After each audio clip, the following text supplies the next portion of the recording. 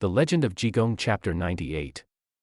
The universe of this text operates at the volatile intersection of two very different realities. Oh, like a supernatural and the gritty mundane. Exactly. On one side, you have the world of supernatural intuition. That's represented by Jigong, a figure who sees the karmic truth of the universe. He bypasses human deception entirely. Right. He knows the exact secrets people hide in the darkest corners of their minds. And on the other side, you have the gritty, unforgiving reality of human society. Outlaw syndicates, earthly courts, violent crimes. And local bureaucrats just trying to hold it all together.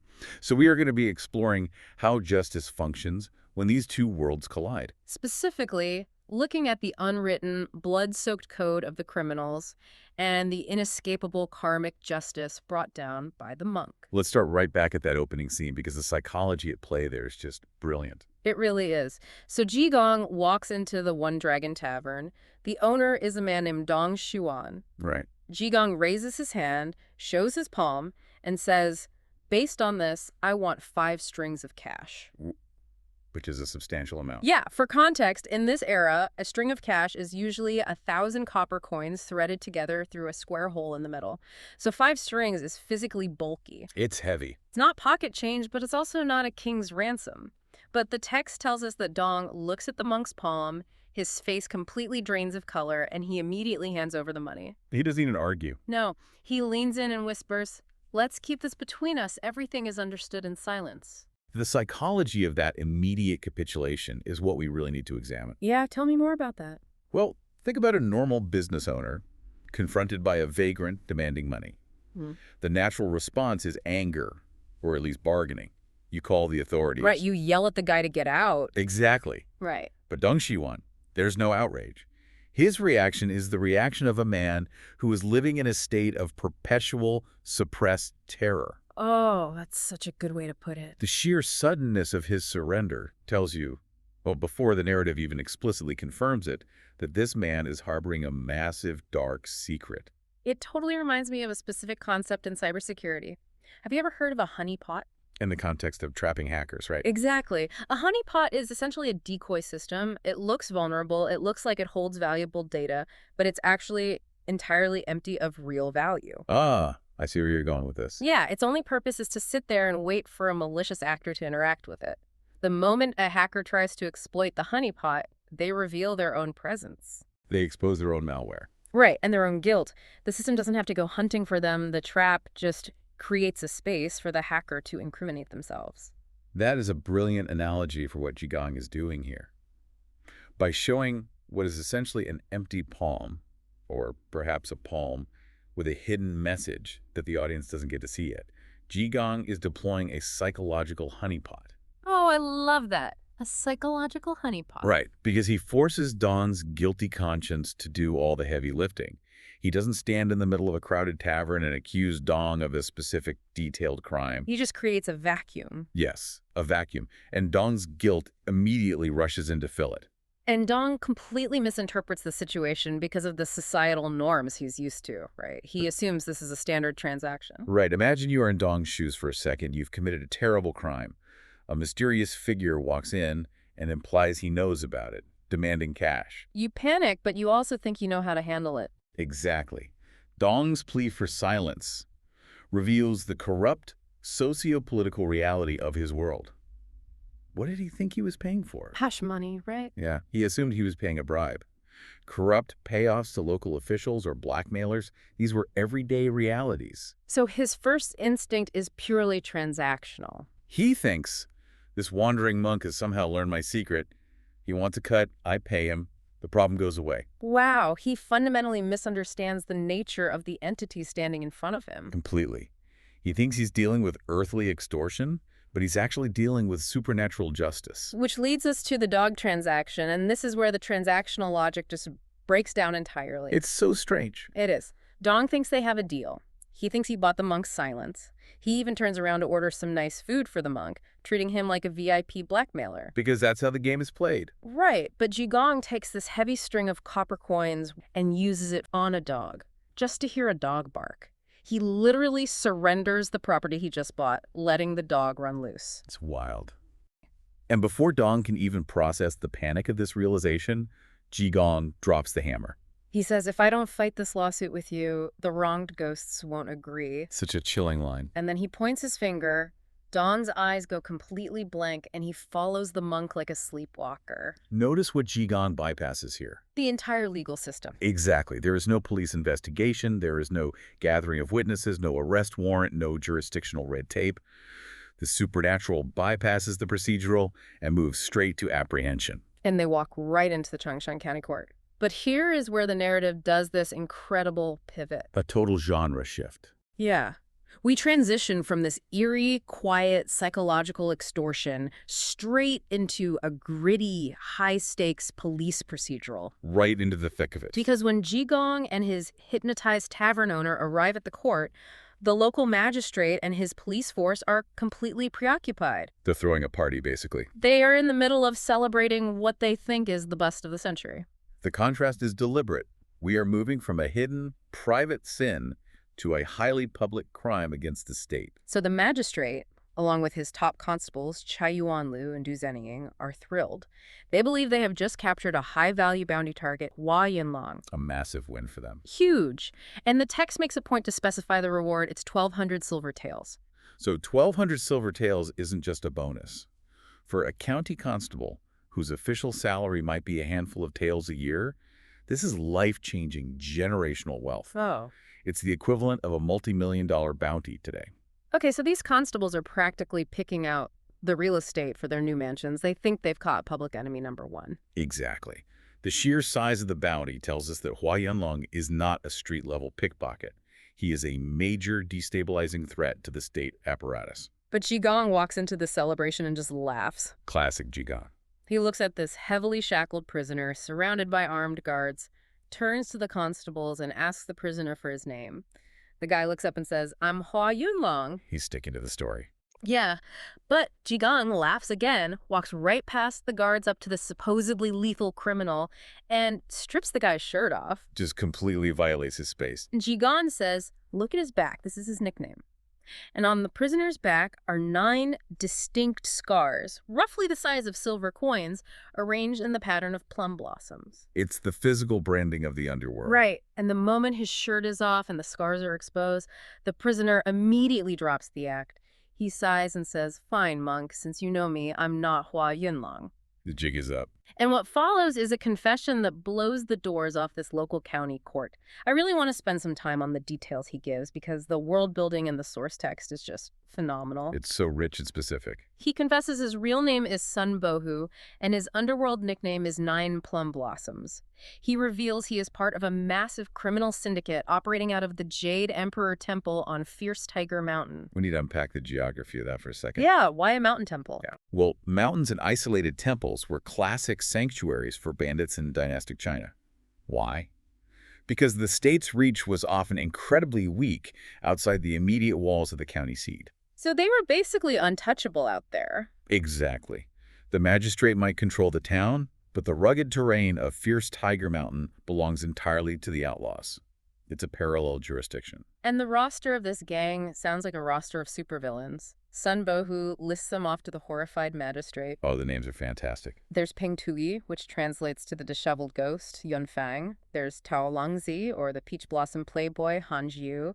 Bailian Shushi, the White Lotus scholar, Yun Fei. The text lists dozens of these guys. The naming convention is critical to understanding their sociology, actually. Really? How so? These nicknames, disheveled ghost, peach blossom playboy, White Lotus scholar, they aren't just colorful aliases meant to sound intimidating. Right. They are status symbols within a parallel society. This is the Lulin, the Green Forest, which is the traditional Chinese term for the martial underworld. The Green Forest, I like that. Yeah, by adopting these names, they romanticize their criminality. They elevate themselves from mere thieves to legendary, almost mythic figures within their own subculture. Oh, that makes a lot of sense. Think about calling yourself a scholar or a playboy when you live in a bandit camp in the mountains. It implies a level of sophistication, leisure, and status that directly mocks the orthodox, rigid Confucian social hierarchy of the outside world. They're basically creating their own aristocracy. Precisely. And their operations are brutally coordinated. Sun Bohu confesses the reason for their current activity. He says that one of their leaders, the disheveled ghost, Yun Fang, was recently captured by the state. A major blow to the syndicate. Right. So his brother in the gang, the White Lotus scholar, sent out what are called green forest arrows. Essentially encrypted underworld distress beacons.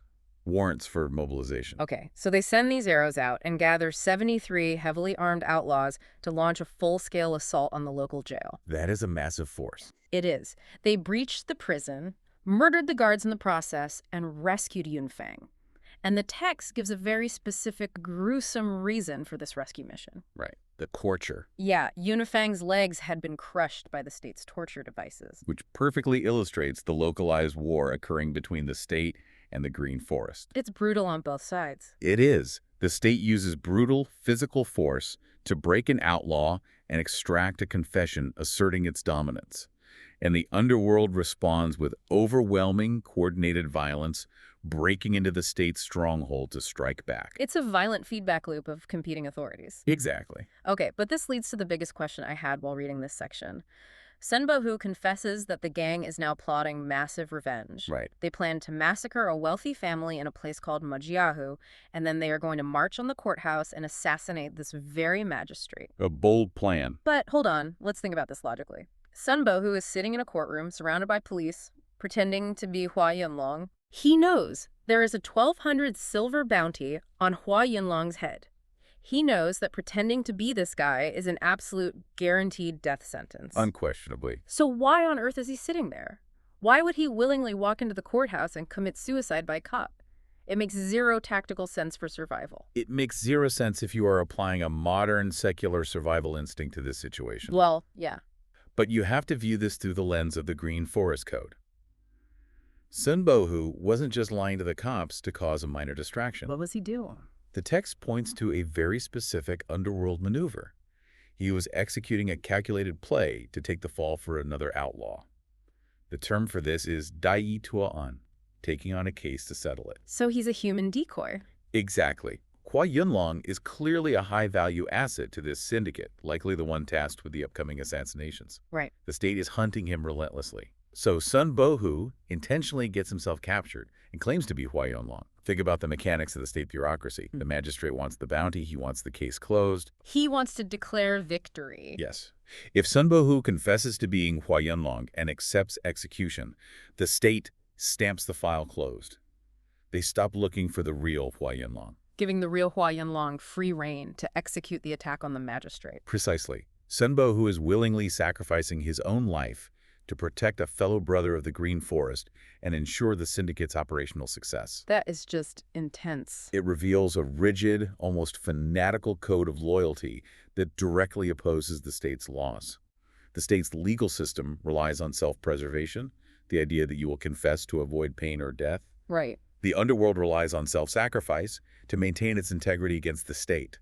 They weaponize the state's bureaucratic desire to close cases against itself. That is wild. It's a completely inverted moral compass. It really is. And it sets up this incredible thematic contrast for what happens next, because right after we hear this tale of twisted, violent loyalty among these hardcore outlaws, the narrative pivots again. Back to the tavern owner. Yeah. The magistrate, sweating profusely after hearing about the assassination plot, turns his attention back to the man Jigong hypnotized Dong Shuan.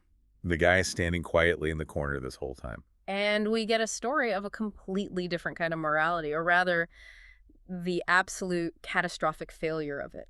The transition here is brilliant. We move from a sweeping crime against the state and a display of intense outlaw loyalty to a profoundly intimate domestic crime characterized by ultimate betrayal. Here is where the text gets really dark. Yeah. We get a flashback to explain exactly why Dong Shuan was so terrified of Jigong's empty palm in the tavern. Right, the root of the guilt. It turns out Dong wasn't the original owner of the One Dragon Tavern. The tavern originally belonged to a man named Kong Si. Okay. And Kong Si wasn't just Dong's employer or business partner. They were sworn blood brothers. They were best friends who had navigated the hardships of life together. We really need to pause on the concept of the sworn brotherhood. Yeah, how deep does that bond go? In dynastic Chinese culture, a sworn brother is supposed to be as close, if not closer, than a biological sibling. Wow, closer than blood. Often, yes. It was a bond forged by choice, often cemented by solemn vows before the gods. It carries immense social weight. Well, Kong Si falls terminally ill. On his deathbed, he calls his sworn brother, Dong Xiuan, to his side. And Kong delivers this heartbreaking, desperate final speech. It's a very heavy scene. He says, "We are like hands and feet. I am dying. When I go, my wife, my young son, and my 17-year-old daughter, Kong Xiaoluan, will have absolutely no one to rely on." A terrifying position for that family. He says, "I am leaving this tavern, my entire livelihood, to you. Please, just manage it and make sure my family doesn't freeze or starve. Help raise my son so my family line continues." He's pleading for their survival. Right. And he adds, "If you do this for me, I can close my eyes in the underworld and rest in peace." A profound burden to place on someone. And Dong looks his dying friend in the eye and promises. He swears he will take care of them. Kongsi passes away. Dong helps arrange the funeral, pays for the arrangements, and officially takes over the tavern. The societal concept at play here is tuokiji, entrusting one's wife and children. Entrusting one's wife and children. Yes, it is considered one of those sacred obligations a man can undertake. To understand why Kongsi is so desperate, you have to understand the rigid Confucian patriarchal structure of the time. Meaning the women couldn't just take over. Exactly. A widow like Kongsi's wife generally did not have the legal or social standing to run a bustling tavern on her own. She couldn't just take over as CEO. That makes sense. She, along with her daughter, were economically and socially vulnerable in a way that is hard for us to fully grasp today. They were entirely dependent on a male protector. So by accepting this dying wish, Dong is taking on a holy duty. Right. Failing this duty is not just a breach of contract. It is a catastrophic moral failing that brands you as less than human in the eyes of society. Which makes Dong's actions the ultimate betrayal. He is not just a bad guy, he is a parasite. Truly. The moment Kongsi is in the ground, Dong's true nature surfaces. The text describes him as a man driven by wine and lust. And he had a specific target. Yeah. It turns out he has been coveting his best friend's 17-year-old daughter, Xiaoluan, the entire time. He was just waiting for the father to die. It's disgusting. One day, he finds out the mother is away from the house. He buys a bunch of gifts, goes over to the family compound, and finds Xiaoluan completely alone. And he drops the Protector Act completely. He does. He corners her and attempts to violently assault her to force himself on her. It is the absolute desecration of a deathbed vow. The crime of attempted rape is horrific on its own, but the context elevates it to a level of profound spiritual corruption. Right. Think about the analogy of the honeypot earlier. Dong isn't just a fox in a henhouse. He is the appointed trustee of an orphaned estate. He's the guy holding the keys. Yes. Legally living in the house, using the very access and trust granted to him by a dying man to prey upon that man's vulnerable child. He weaponizes his role as protector. Well, Xiaoluan manages to fight him off and break away. She runs out into the backyard courtyard. But she's trapped. And this sequence is where the sheer suffocating desperation of her situation becomes tragically clear. There is nowhere for her to run. There's no one to call for help. No emergency number to call. No social service agency. The only person tasked by society and her father to protect her is the monster currently chasing her through her own home. It's a nightmare scenario. So, cornered in the courtyard, rather than submit to the assault, she throws herself into the deep, flower-watering well and drowns. If you look at the architecture of a traditional Chinese courtyard home, it is a completely enclosed system. High walls, heavy gates. Designed to be a fortress. Exactly. Designed to keep the outside world out and the family safe inside. But for Xiaoluan, that architecture becomes a prison. Her choice to jump into the well is a stark, devastating illustration of her having zero avenues for escape. Without her father, she is trapped in a completely enclosed system of abuse. It's just so heartbreaking. Her suicide is not just an act of despair, it is an act of ultimate, tragic resistance against a social structure that completely failed her. She reclaims the only agency she has left. And Dong's reaction to watching her drown is absolutely chilling. He shows zero remorse. None. He doesn't panic. He doesn't run to the authorities and confess in a moment of guilt. He calmly leaves the compound, runs back to the tavern, and pretends nothing happened. A true sociopath. When the mother comes home and realizes her daughter is missing, she searches frantically. It takes 3 days for Xiaoluan's body to finally float to the surface of the well. God, how awful. And because the mother has no idea what actually occurred, she assumes the most logical narrative that it was a tragic accident, that Xiaoluan slipped and fell while drawing water. And here is the detail that truly highlights the depth of Dong's sociopathy. When the mother finds the body, who is the very first person she sends for. Dong Xiuan. Because in her eyes, despite everything, he is still their sworn protector, their rock in times of tragedy. Yes. And he actually goes over there. He acts completely shocked. He consoles the grieving mother, and then he helps her buy the coffin. It's sickening. He uses the profits from her dead husband's tavern to bury the girl he just drove to suicide. It is a grotesque performance of loyalty and grief. He really thinks he got away with it. In his mind, he won. He committed the perfect crime. There are no witnesses. There is no physical evidence tying him to the assault, and there is zero suspicion from the victim's family. He is untouchable by secular law. Untouchable, until a ragged monk walks into his tavern with a message written on his palm. Which brings us back to the chaotic courtroom and to a profound intersection of divine insight and earthly brutality. Because these two worlds are about to smash into each other. Exactly. This is where the two different realities we talked about at the beginning finally collide. Right. So we snap back to the present moment in the county court. The magistrate, who has just dealt with the fake Hua Yunlong, looks down at Jigong's palm, the same palm that terrified Dong in the tavern. The empty palm. Yes, but now the magistrate reads the invisible ink, the karmic truth, now made visible, raped and forced Kong Xiaoluan to death. The unseen ledger of the universe is suddenly submitted as evidence in a secular court. The magistrate slams his gavel, points at Dong Xiuan, and demands to know why Dong forced Xiaoluan to her death. And Dong's trance is broken now, right? Yeah, he is finally awake from his hypnotic trance. He realizes he is in a courtroom, and he immediately goes into full denial mode. He's calculating his odds. He does the mental math. Wait, nobody was there. Nobody knows about this. I'm safe. So he plays dumb. He puts on an arrogant face and says, "Your Honor, I'm just a simple law-abiding businessman. I don't even know anyone named Kong Xiaoluan." Notice how quickly his arrogance returns the moment the supernatural trance breaks? Yeah, it's instant. He reverts instantly to his rational, cynical understanding of the earthly world. Yeah. Without a human witness, there is no crime. He thinks he can talk his way out of it. He believes he can manipulate the magistrate, the same way he manipulated the grieving mother.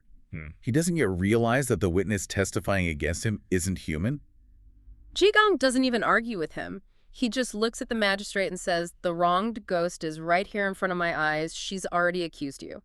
A literal ghost witness. But obviously, a ghost isn't going to sign a legal affidavit for the court records. So the magistrate, without hesitating, immediately orders the use of the Jigong, the leg squeezers. Things escalate very quickly. They do. And this leads to a massive question I had while reading this source. And it feels like a glaring moral contradiction. Okay, let's hear it.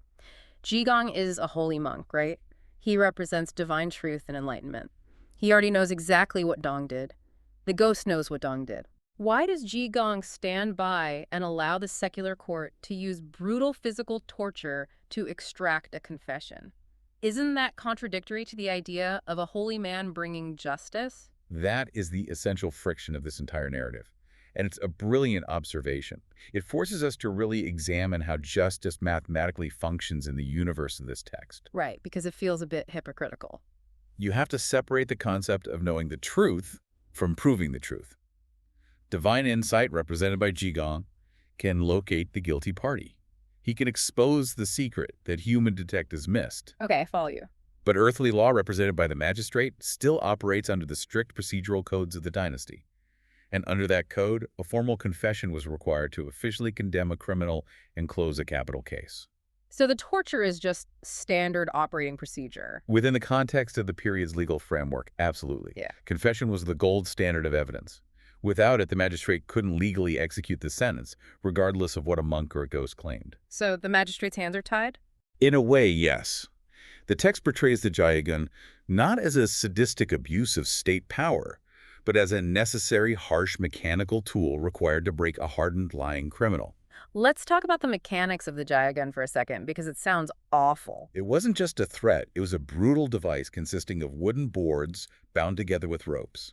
The suspect's lower legs were placed between the boards, and constables would pull the ropes. Ugh, squeezing them together. Yes, using leverage to slowly crush the shin bones and ankles. It's horrific. It is. But look at Dong's behavior. He committed a monstrous, intimate betrayal, watched a teenage girl drown, bought her coffin with a straight face, and then stood in a court of law and smoothly lied about even knowing her name. He's completely remorseless. The narrative presents Dong as a man who is entirely impervious to moral persuasion or spiritual guilt. The honeypot trick terrified him, but it didn't make him repent. It just made him try to pay a bribe. Exactly. He only respects physical consequences. Therefore, the supernatural doesn't replace the legal system.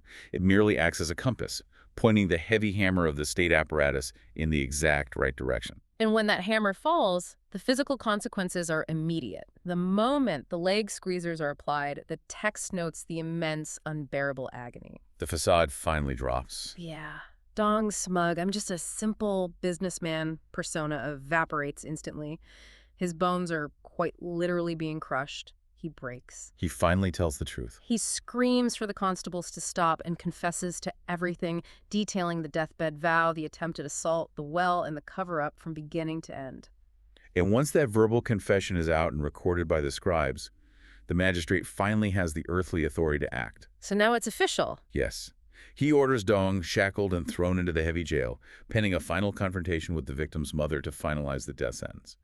The earthly paperwork has finally caught up to the divine judgment. But the magistrate doesn't even have a moment to catch his breath or process this horrific murder, because remember the other plotline. The assassins. Sun Bohu, the guy with the plum blossom scars, confessed that 73 highly trained, heavily armed bandits are planning to attack the nearby Maji Ahu tonight. Right, the 73 bandits. And then they're coming straight to the courthouse to assassinate the magistrate and steal his official seal. The magistrate is understandably panicking. His life is on the line. He needs a plan, fast. He turns to Jigong, who just delivered a murderer to him, and frantically asks for a defensive strategy. And Jigong's response is an absolute masterclass in shifting the tonal register of a crisis. Jigong waves his hand dismissively and says, "That's a minor matter. Drinking is the big matter." The magistrate is facing an imminent attack by a small army of seasoned killers, and the holy monk wants to hit the bar. Exactly. It's absurd. Meanwhile, you have Constables Chai and Duo, the guys who thought they had captured the 1,200 silver bounty target earlier that morning. Oh, they must be so mad. They are furious. The text literally says they are silly with anger. They lost their generational payday because Jigong exposed the fake Yunlong. So they're taking it out on him. Yeah, but Jigong turns to them, treats them like toddlers throwing a tantrum, and says, "Don't worry, I'll bring you the real Yunlong. Eventually, you'll get your money. Just wait here." He's just completely unfazed. He dismisses their earthly greed just as easily and casually as he dismisses the magistrate's earthly terror of death. It shows that Jigong operates on a timeline in a logical framework that is entirely his own. He isn't ignoring the threat of the assassins. He is just managing it on a completely different frequency. He's playing 4D chess. He doesn't operate on the frequency of panic or greed. And this brings us to a sequence that feels exactly like something out of a chaotic role-playing video game. Oh, the strike team assembly. Yeah, Jigong decides he needs to assemble a strike team. He asks the magistrate for 2 specific constables, Zhu Rui and Luo Biao, plus 20 fast runners from the local garrison. Which is a very specific, very small task force to deal with a coordinated army of 73 bandits.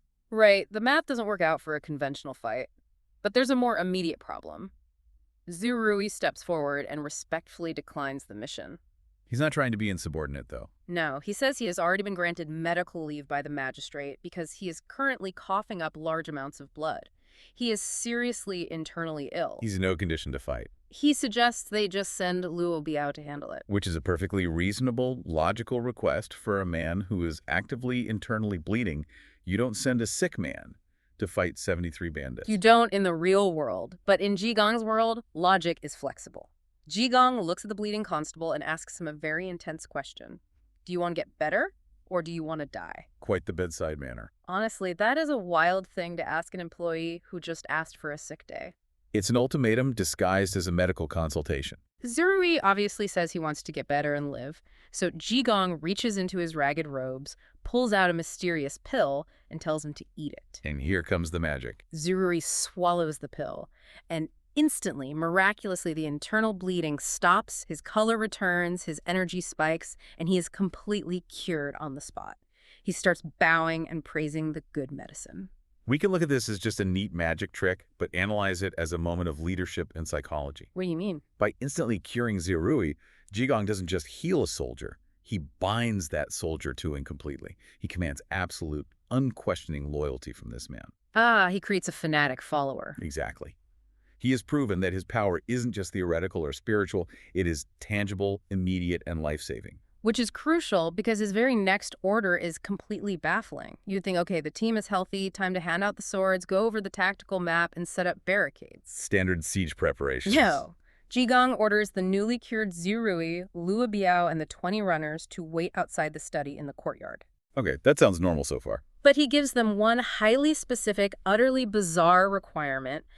Every single man must hold a white goose feather in his hand and be ready to move the exact second Jigong gives the command. White goose feathers. White goose feathers. This is why I made the video game analogy. It's like you're preparing for the final boss fight. The eccentric wizard hands you the crucial health potion. You drink it. Your stats are maxed out. You feel great. And then he says, okay, now everyone unequip your swords, hold this specific bird feather I found in a puddle, and stand in the hallway. Why?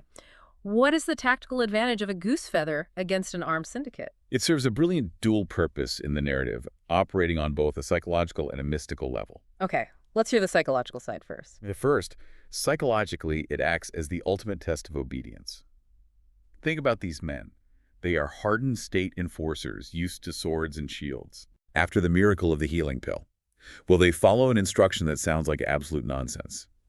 It tests their willingness to completely submit to Jigong's unconventional, non-secular methods. So if they question the feather, they aren't ready for the fight. It's a filter for hesitation, yes. Second, on a narrative level, it heavily hints at a larger, magical, tactical plan that is yet to be revealed. Because feathers are magical. In folklore, items like feathers are often highly ritualistic, components of a specific spell or a supernatural maneuver. The listeners and the soldiers know that Jigong is preparing to execute something massive against the bandits at Majiahu. And the feathers build intense anticipation for what that magic will look like. Exactly. But the bandits at Majiahu have to wait because the climax of this chapter happens right here in the courthouse. Jigong has his goose feather strike team waiting outside in the dark. And the magistrate is inside panicking. The magistrate invites Jigong into his private study for dinner, clearly hoping for a quiet, whispered, strategic conversation about the impending assassinations. He wants to lay low. But Jigong refuses a quiet dinner. He absolutely refuses. He looks at the terrified magistrate and says, "First, take all the food away. We were starting over. Now, every single time you bring a dish into this room, I want your servants to loudly announce, 'The master and the holy monk are drinking in the study.'" He wants them to yell it. They have to yell it at the top of their lungs. And I want everyone outside to shout in response. I want this place to be loud and lively. The magistrate must be losing his mind at this point. He is a confirmed target for an elite underworld assassination, and his VIP guest, his only hope for survival, is demanding they broadcast their exact location at maximum volume to anyone within a mile. So picture the scene. It's night. The courthouse should be locked down, silent, with guards patrolling the perimeter. Right, pitch black. Instead, it sounds like a raucous frat party. A servant walks in with a plate of chicken and screams, "The master and the holy monk are drinking in the study," and 20 guys holding goose feathers outside yell back, "Yes, sir." Over and over again. With every single dish that is brought in, it's madness. If you analyze this from a tactical standpoint, connecting it back to Sun Bohu's confession in Section 2, the sheer brilliance of Jigong's theatricality emerges. How does it connect to the confession? Sun Bohu mentioned that the gang's plan was not just to attack the village of Majiahu, but to send a specific assassin to the courthouse to kill the magistrate and steal his official seal plant, which is the physical symbol of state authority. So the loud announcements aren't just Jigong being an eccentric drunk. They are a highly calculated sonic smokescreen and a homing beacon. Think about the assassin's objective. He is likely already inside the compound, creeping through the shadows, trying to figure out which of the dozen rooms the magistrate is hiding in. Oh. By forcing the servants to scream their location, Jigong removes the assassin's advantage of stealth. He turns the magistrate into bait and draws the danger directly into a controlled environment, the study. Wait, but isn't that incredibly reckless? Why draw an armed killer directly to the guy you were trying to protect? Because it forces the engagement on Jigong's timeline, not the assassin's. Furthermore, the sheer volume of the shouting masks any subtle noises. Like footsteps. If the assassin is creeping over the roof tiles, or if Jigong is preparing a counter ambush, the screaming covers the sound, It's acoustic camouflage. It's an elaborate trap hiding in plain sight. And once they've had 3 rounds of wine, Jigong decides it's time to spring the trap. But he does it in the most theatrical, disorienting way possible. He puts on a show. He turns to the magistrate, who is probably sweating through his robes, and says, "I'm going to put on a magic show for you." A private magical performance in the middle of a siege. Right. First, he announces a trick called Jade Maiden's Descending. He points his finger, and suddenly ethereal, beautiful women manifest in the study, singing and dancing for the magistrate. He's layering illusion upon illusion. He is creating massive sensory overload for both the magistrate and anyone who might be watching from the shadows, waiting to strike. The assassin must be so confused. The assassin is likely looking through a window, completely baffled by the dancing ghosts. Then, Jigong abruptly stops the music. He announces his next trick. He says, "Now, I will perform catching a ghost from flat ground." Such a great name for a trick. He doesn't cast a spell. He just reaches straight down under the dinner table, grabs a handful of clothing, and violently yanks a hidden, fully armed assassin out from between the magistrate's feet, throwing the man onto the floor. He was right there the whole time. The chapter ends with the magistrate sitting there, his mind completely blown, utterly dumbfounded. You really have to pause and imagine the psychological state of the magistrate at this exact moment.